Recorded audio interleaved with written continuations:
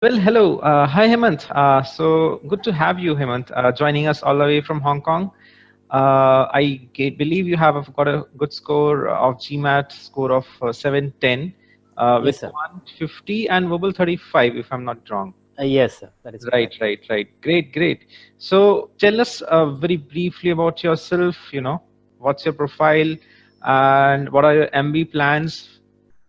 Yes. So my name is Hemanth, and I did my BTech Computer Science back in 2004, and I started working for Philips Semiconductor, and later I started working for DSPG, a company called DSPG in Bangalore.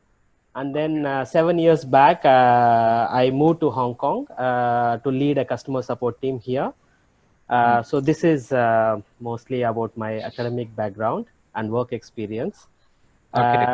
Yes. So regarding my MBA aspirations, since I'm already into the project management and also into the semiconductor company with the device, I know the software development for the devices. So I Mhm. would like to pursue further into the product management and generally the general management career. I believe MBA would give me a very good start for this career. Yeah, so Okay. this is the core reason for my MBA preparation. Yes. Okay. So do you want to stick to your same industry or are you looking to like diverge into different fields? It's not necessarily to be into a same industry, but yes, I would like to leverage my technical expertise in my future career plan. So it would, I believe that it would give me a definite edge to what I'm doing in the future as well. Yes. Yeah, so yeah, this is my idea. How do you feel about the GMAT quant? Is it any different from what we do? And your tips and tricks to crack the GMAT quant? Yes, for the GMAT quant especially, I believe that the way the questions are put forth for the in the exam is little twisted in general. Like Okay. you need to sometimes you need to end up decoding the question right. Okay. So this needs to be no this needs you need to be well aware of this. Usually for example a speed and distance question, usually it will not be a direct question where you are given speed and time, and then you are asked to calculate a distance, right? Mm-hmm. So the question will be a relative speed question, or and usually the question will be I mean the size of the question will be bigger, so Okay. you'll be given a lot of details in the question, Okay. and you are supposed to basically understand the idea. I mean, what is exactly to be answered So here. you mean to say Sometimes, it's yes, so you mean to say it's superfluous and you have to just get to the crux. That is the exactly. issue. Right, right, Yes, yes. And right. sometimes what I was missing is, for example, I'll be lost in the details of this question. Mm-hmm. So finally, no, at the end of after, maybe I get to the answer, but sometimes what happens, I take too longer time to decode this question. Mm-hmm. So you need to practice a lot. You should not be surprised at seeing these kind of questions in the exam. So for this, I guess you need to practice a lot and answer several questions, so that you are not Right. surprised in the exam. Yes. So Hemant, you just mentioned sometimes we get stuck on a question. So now in GMAT, it is very peculiar that you just see one question at a time. So how do you handle that, sort of thing? Like, what is the maximum time to spend on any question? Like, sometimes you feel that, oh, I think I'm close to getting an answer. So what's your take on that? Yes. So in GMAT, I feel to get a perfect score in quants, you don't need to answer all 31 questions. So in general, they give 31 questions, and you don't need to answer all 31 questions. Even though you don't answer all the 31 questions, you still get a 50. Hmm. So basically, you need to understand. Uh, it is optimal to answer a question in 1.5 minute Right, to right. 2 minutes. Yes, if you think that you are taking too long for a question, or if you are seeing this kind of a question for the first time, let's say, and you need to you are started deriving a formula for this kind of question. No, it doesn't work, because you are actually Hmm. losing time, and Hmm. you will be capable of answering many other questions, right? So I So, better, yeah, so I so I, believe, th- yes. okay. So I think you're saying that if you have sort of seen that sort of a question before, only then you should go ahead. And if you're feeling that, oh, I need to start doing something from scratch for this question.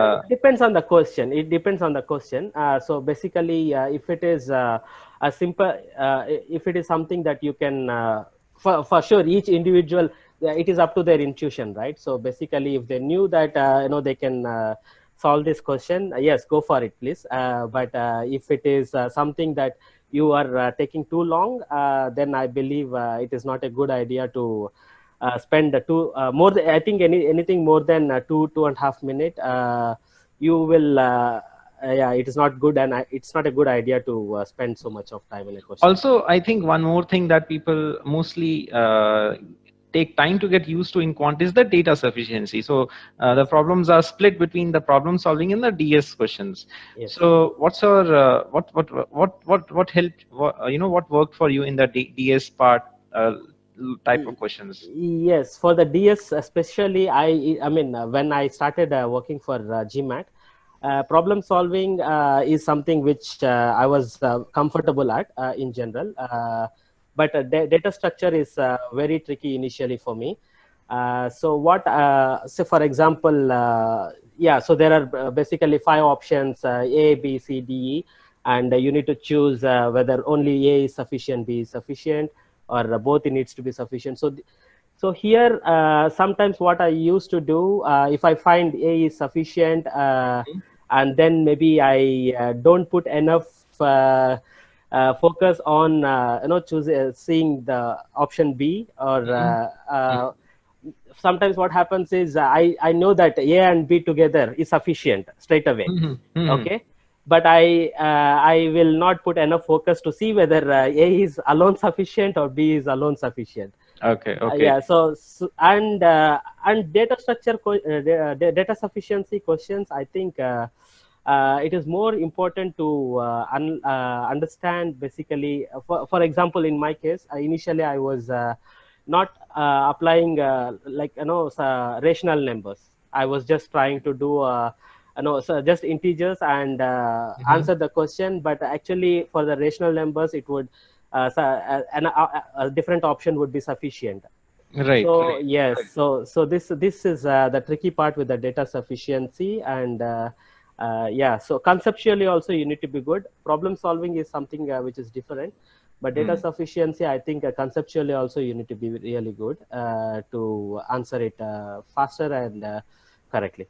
Okay, so at the end of it all, you got a 50 score. Oh, so which topics you think were tricky, and any advice on handling the tricky topics in quant specifically? You know.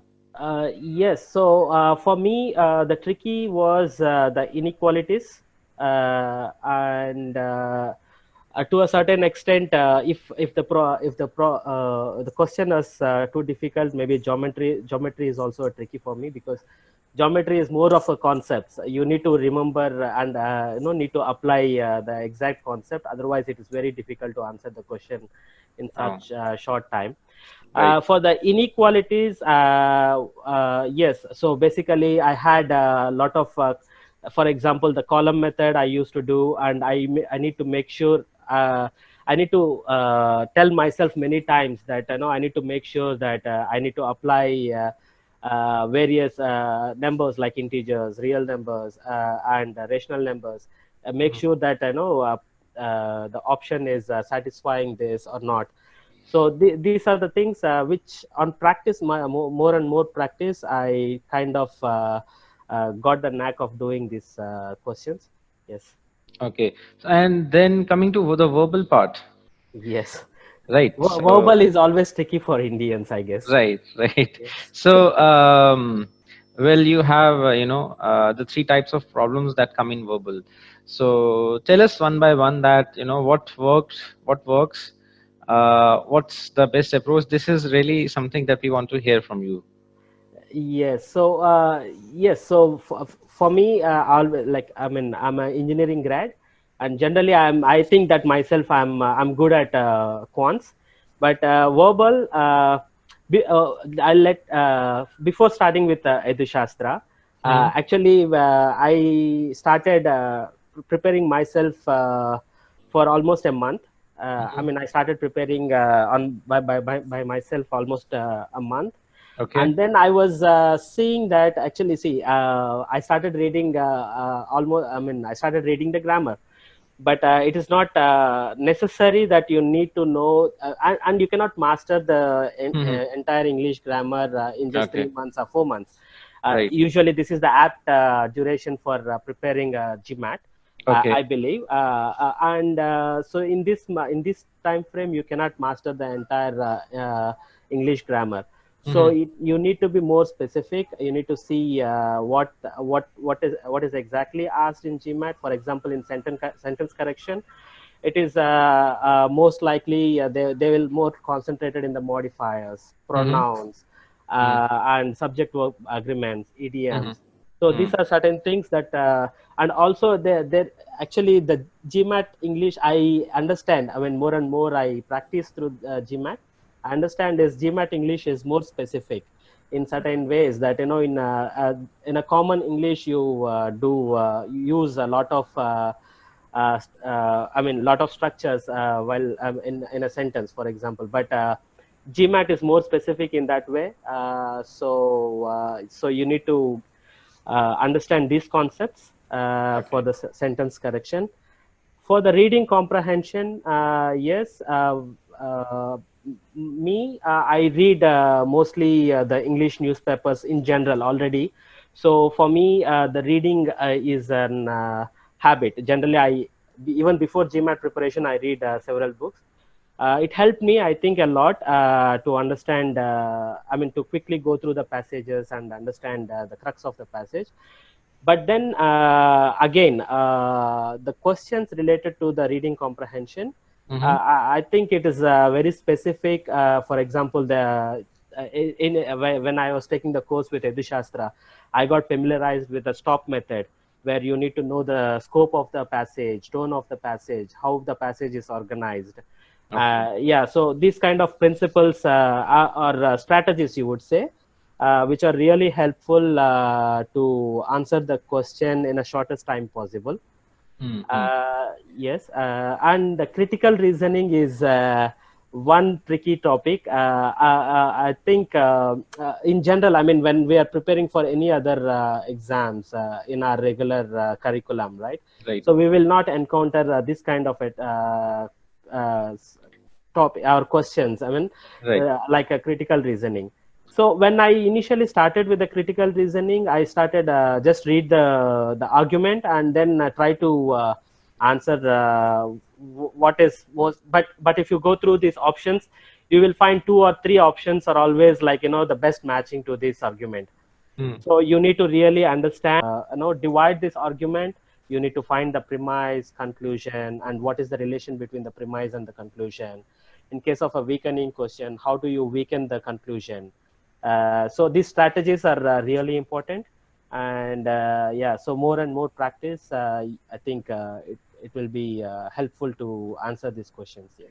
So in that case, let us know that did you find, from where did you practice? Like you're saying that we don't need to get into the entire grammar, right? So how Yes. to find, a focused way to prepare? I mean, from where did you, get to Yes. practice? So when I so initially I started no reading the entire grammar, as I said, and then Right. when I go through the EduShastra website, for example, I'm just giving an example, and I saw the course material, right? Hmm. And then I mean, first and foremost, EduShastra has a very well defined course. Okay. They have decoded. I mean, they have made well defined topics for each of these course. Hmm. And if you go through the, I mean, even if you go through the contents of the course, let's say for Mhm. example the sentence correction, they Mhm. have defined, like, the with the bullet points, like Mhm. what under the sentence correction will be taught, like a Okay. subject verb agreement or pronoun.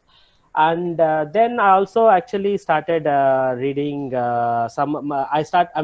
for practicing the questions. I got the GMAT original guide, Mhm. and Official then guide. I official guide, yes.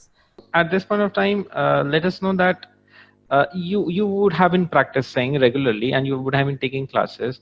So, how did you transition to the sort of testing aptitude? Because one thing is knowing concepts and being able to solve a question with no time foundation. But like, how did you transition from being understanding the concepts and then actually sitting in an exam of 187 minutes and getting a good score? So. Uh, Yes. So that way, yes, actually, it is very important. To start with, first I took the diagnostic test from EduShastra okay. to understand my level, like Mhm. how far how good I am actually at this moment, and what are the topics or areas of concern that I need to focus more. And then so then for sure. I started solving more and more problems. It can be from your conceptual sheet and your problem, the problem sheets that you provide to us, and also from the official guide.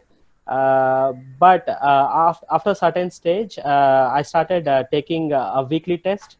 Mhm. Sometimes tests in 2 tests in a week. Especially, like for example, you teach us one particular topic, like uh, the inequalities or the word problems, right? Mhm. So at this time I would take a test only in that particular topic and see how good, I mean, how I'm faring in this particular topic. Do I need a further improvement here? And then what I used to do, actually I started in August my preparation, and I took the exam in November. Okay. Yeah, so in the last month or so, like in October, so I kind of had like total 5 weeks. I planned to take 5 mock tests from Mhm. EduShastra, Mhm. and 2 mock tests from the MBA.com. Mhm. Yeah, so total I plan to take at least a minimum of 7 to 8 mock tests. Okay. So I used to take 1 mock test every week, Mhm. and I was seeing how I was faring. And it's basically, it's a GMAT is a very strenuous test that way, because it will be a total of 4 hours test. So you need to be well prepared to sit for 4 hours, because it's Right. you're going through quants, verbal, which are all very strenuous. So Mhm. you need to have your mind prepared to focus for so long. So it Okay. is very important to take this mock test. uh, Mhm. yes, yeah, so initially I was scoring 620, 640. Okay. And then for first few mock tests, I took one MBA mock test. Initially I was scoring around 640, and Mhm. then towards the end I was scoring, I always feel Edushastra's mock test is more demanding. I was scoring around 670, 680. When I took the MBA, the mock test towards the end, the next one, I Mhm. was scoring around 720. uh, Okay. so in this mock test, so yeah, so it is very important to take this mock test Right. Right. towards the end, before your exam, right? Yes. So, you mentioned that it is a challenging, demanding exam. So, any tips, any guidance on how to handle? And did you get any exam jitters, by the way? When you are going for the actual GMAT, because when you're giving a mock, you're just on your own and you don't have any stress. Yes. Yeah. Yes, yeah, actually, to be frank, I mean, the previous day it was, I was also feeling stress for sure. Okay. Okay. But I tried to, I took the exam on Monday. I took off and I took the exam on Monday. So that over the week, I will because usually Friday I come back from office, so I don't want that stress on me, to directly go to exam on Saturday or Sunday. Hmm. So I took my last mock test on Saturday morning, Mm-hmm. and so this is when I said I got a 720 score, and with that, I just left. I tried to keep myself away from the books for the entire Sunday. Hmm. And yeah, Monday morning I reached the exam hall 45 minutes before. And uh, actually it's and you need to be, the mock test that I was taking with EduShastra, for example, it's exactly the same pattern that you see in the GMAT Okay. exam center. So it Okay. is not like you are not totally unfamiliar with the exam. So when you Okay. sit there, you know something that you are keep doing all this time. So it is not totally different, and it's not a surprise for you. And yeah, so my strategy was always to concentrate question by question. Do not take too much time on each of the questions, and if you are stuck, it's still okay. Go ahead, try, just do a guess, Mm-hmm. right guess, and continue with the next question. Hmm.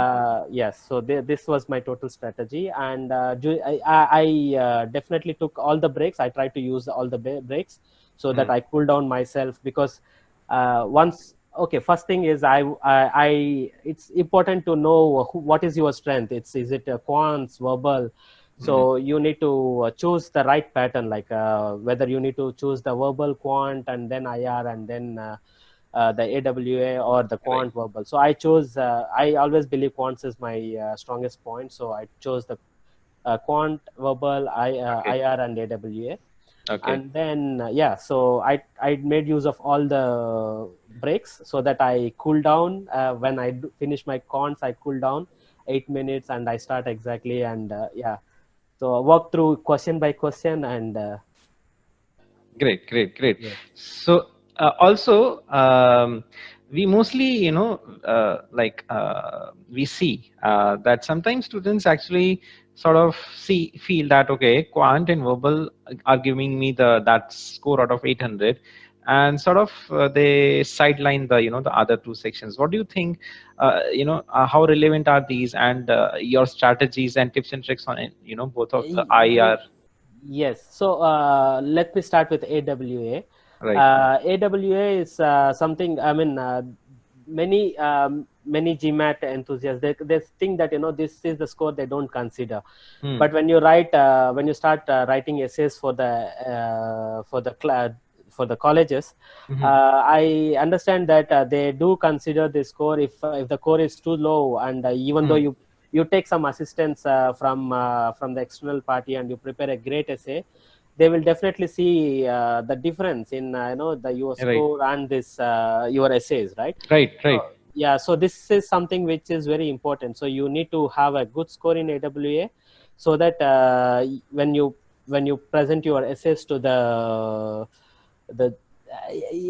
they don't consider this. I believe they don't consider this as a for your whether to offer you a seat in a college or not. But then they will definitely consider whether your essays are really authentic or not. So Right. it's very definitely you need to put effort into the AWA as well to get a Hmm. good at least five. It's I think is good to score. Out of Uh, 6.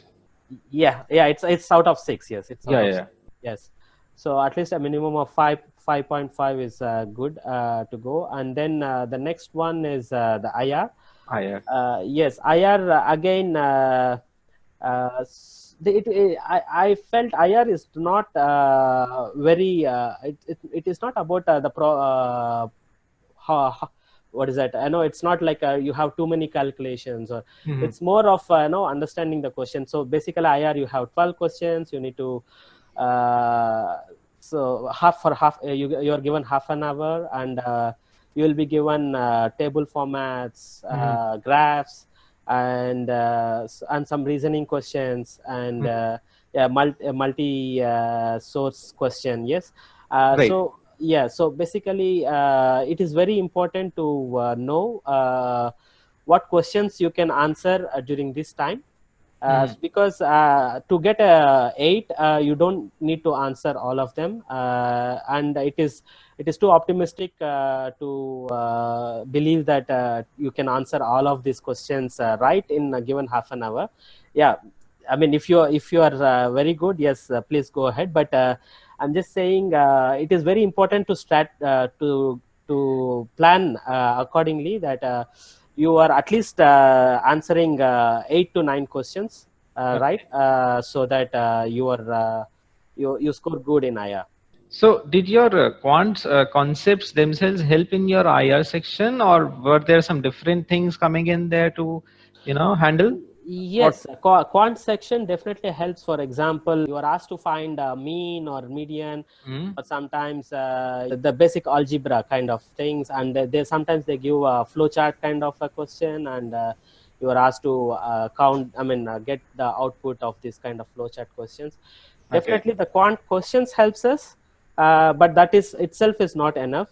Okay. You need to know a few more things. I mean, like for example, the statistics, like what is the correlation, and how do you predict the correlation between the two entities here.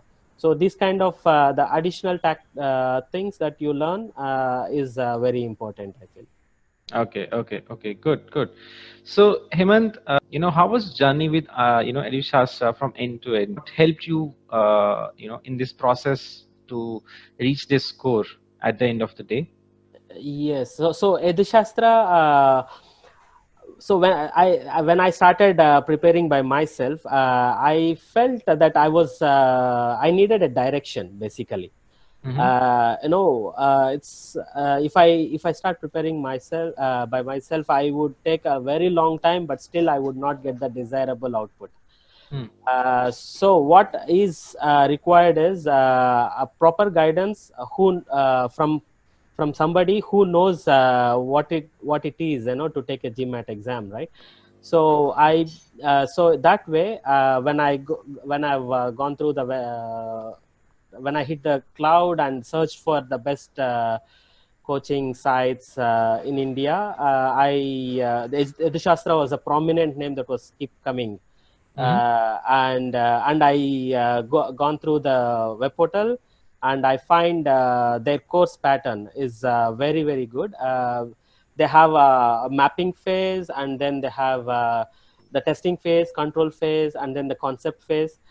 So basically, a mapping phase is where you are when you are trying to register to EduShastra, they ask you to take an exam, basic not for me, they asked, because I have an engineering background, they never asked me to take a quant section, but they asked me to take only the verbal part, and they assess my level, and they try to fit me in a correct class where I feel this is very good, because you always feel that you are at the right pace, you are learning at the right pace. Maybe if I'm put with people who are actually too good or too at my level, for example. So in this case, maybe I feel too intimidating, or maybe I feel this is such an easy question, why sir is taking too long to explain. But it is so this really helps. You are at the right pace when you are in the class, and so after this mapping phase, then the concepts of so even in the quants, let's say when I go through the official guide, I see that the questions are quite easy, I could solve, but it takes time for me sometimes, but I could solve them. But getting understanding the concepts behind how these things are getting derived, and what is the easiest approach to answer this question, and the data sufficiency, how do you strategy to answer a particular question. So Mm-hmm. these are the things that I learned from the EduShastra, and these things are really helped me, in my quants, and even in verbal, the critical reasoning part. How do you basically how do you analyze your argument, and where to attack, whether in a flaw question you attack a premise, in a weakening question you attack, you raise a question against the conclusion. So these are the things that you need to be really aware of. I mean, to answer maybe at least 10 out of 12 questions of us, the critical reasoning. Otherwise, it's like you certain times you might answer all of them, and certain times it's like you don't answer very well. Like, you might answer just 2 or 3 questions correct. This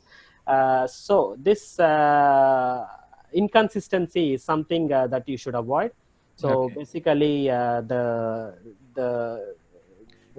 conceptually, the teaching of EduShastra really helped me to achieve this. So whenever I take an exam, I know definitely, like in sentence correction, I could answer at least 12 questions. Out of 12 questions, I could answer 9 or 10. So this really gave me a confidence to go for the exam. Yes. So, while you were taking classes, what sort of structure you put to your preparation? I mean, in the sense that, fine, you might have a schedule of, let's say, a few hours of classes with EduShastra. So then, what did you use to do from from class to class? Because I mean, do you need what level of consistency do you think is required? To get a score, and what you should be doing between the classes. What's your advice? So between the classes, so I took the weekend classes since I'm working from Hong Kong. I took the weekend online classes, and every weekend, a particular new topic will be introduced to us, and then you do help with the concept sheets. You go through the concept sheets, and then you uh, do actually some questions for us Mhm. to make us familiarize with the whole topic. Right. And then the it's actually homework is given to us, Mhm. and then so we start with this homework. But what I see is actually you cannot just work on a weekend, just before the class you just do the problems, and it's too fast, and whatever you do also you will personally I feel you do not get the whole concept if you just rush through the concepts, right? So what I try to do myself, I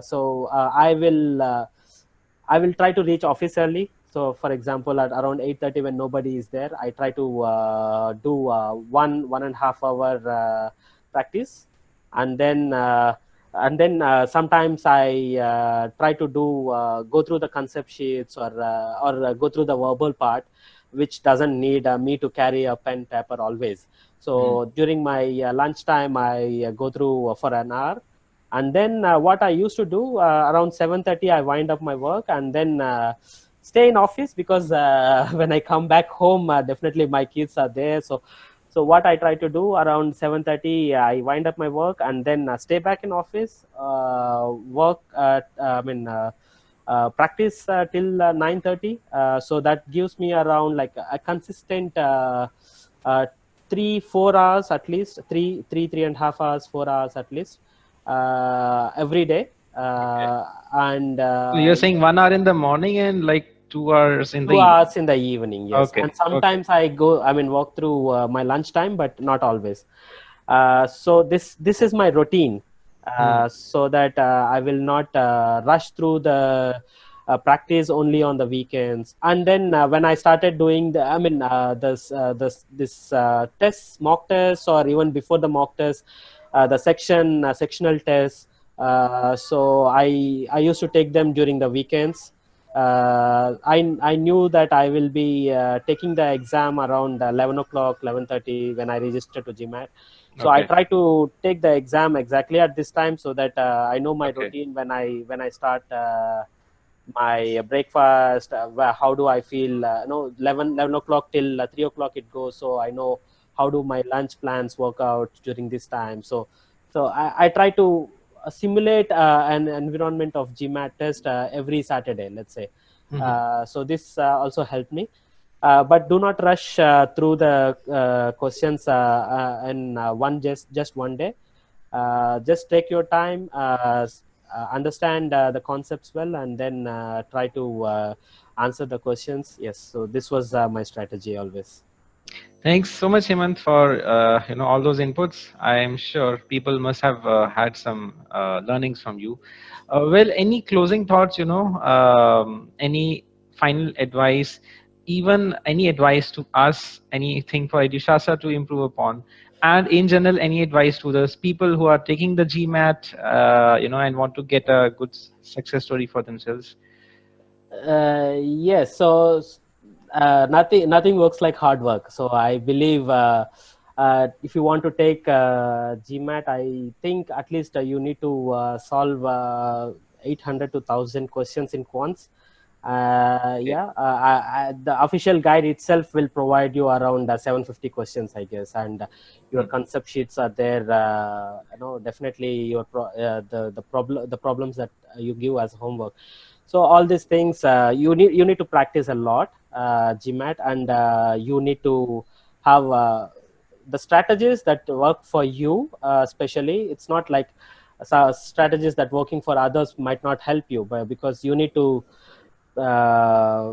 understand how you are progressing and get the strategies correct, and start early. So at least give a time of 4 months, a minimum of 4 months. Don't rush to the exam. Only then you can actually tap your best potential, I feel.